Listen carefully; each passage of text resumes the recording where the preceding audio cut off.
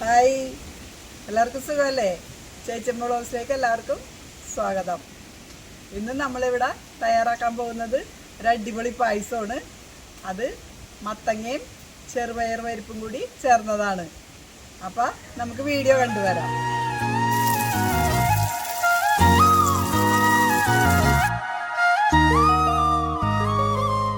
അപ്പം മത്തങ്ങ പായസത്തിന് വേണ്ടുന്ന ഇൻഗ്രീഡിയൻസ് ഇവിടെ എടുത്ത് വെച്ചിട്ടുണ്ട്. 1.5 കിലോൻ്റെ ഒരു മത്തങ്ങ, പഴുത്ത മത്തങ്ങ എന്നോട് എടുത്ത് വെച്ചിരിക്കുന്നത്. 1/2 കിലോ പായസപ്പരിപ്പ്, 1 കിലോ ശർക്കര, അണ്ടിപ്പരിപ്പ്, നെയ്യ്, ജീരകം, ചുക്കുപൊടി, ഏലക്ക, 2 വലിയ തേങ്ങ. ഇപ്പം ഞാൻ മത്തങ്ങ നല്ല ചെറിയ പീസുകളായിട്ട് അരിഞ്ഞെടുത്ത് വെച്ചിട്ടുണ്ട്. ഇതൊന്ന് നന്നായിട്ട് വേവിച്ചെടുക്കാം. ഒരു 5 വിസിൽ വരുത്തി വേവിച്ചെടുക്കാം. നമുക്ക് ആവശ്യത്തിന് വെള്ളം ഒഴിച്ചു കൊടുക്കാം വേകാൻ വേണ്ടുന്ന.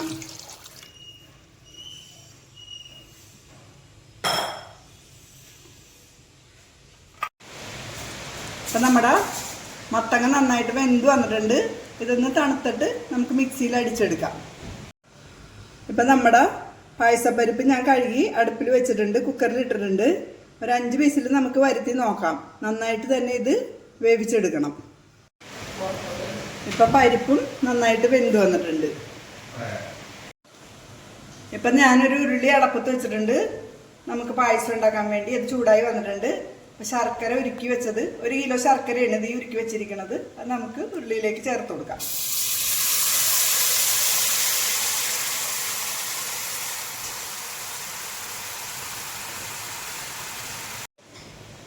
ഇപ്പം നമ്മുടെ പരിപ്പ് വെന്തത് നമുക്ക് ഇതിലോട്ട് ഇട്ട് കൊടുക്കാം.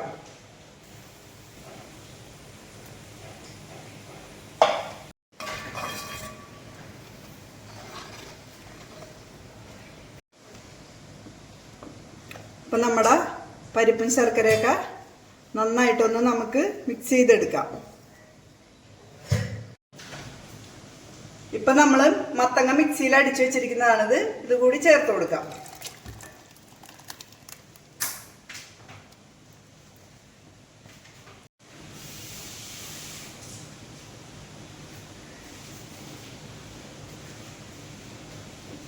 ഇപ്പം നമുക്ക് കുറച്ച് നെയ്യ് കൂടി ചേർത്ത് കൊടുക്കാം.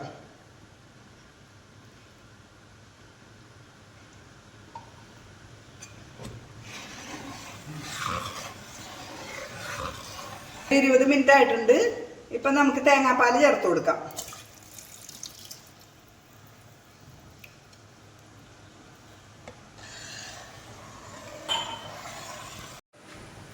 ഇപ്പം തേങ്ങാപ്പാൽ എല്ലാം ഞാൻ ചേർത്ത് കൊടുത്തിട്ടുണ്ട്. ഇനി നന്നായിട്ട് ഒന്ന് ഇളക്കി കൊടുക്കണം. ഒരു അരമണിക്കൂർ ഇത് ഇളക്കി കൊടുക്കണം. ഇനി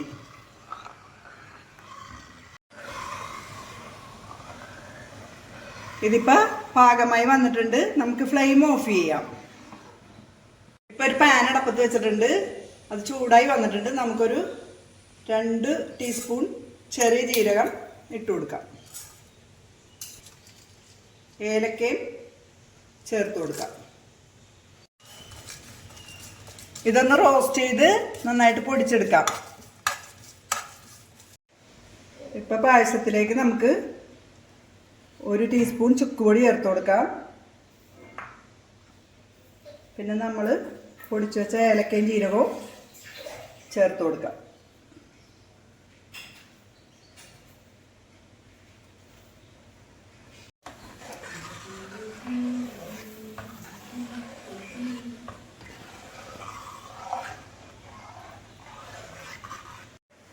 ഇപ്പം നമുക്ക് നെയ്യ് ചേർത്ത് കൊടുക്കാം.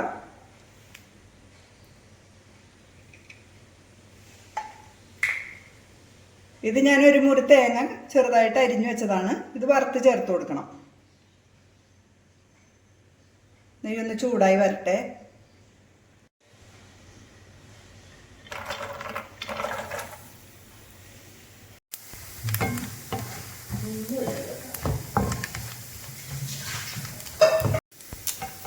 ഇപ്പോൾ ഇത് ഇവിടെ മരിഞ്ഞ് വന്നിട്ടുണ്ട്. അണ്ടിപ്പരിപ്പ് കൂടി നമുക്ക് ചേർത്ത് കൊടുക്കാം.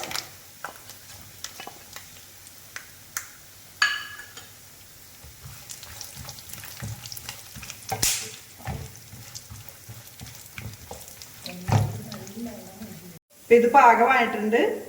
നമുക്കിത് പായസത്തിലേക്ക് ചേർത്ത് കൊടുക്കാം.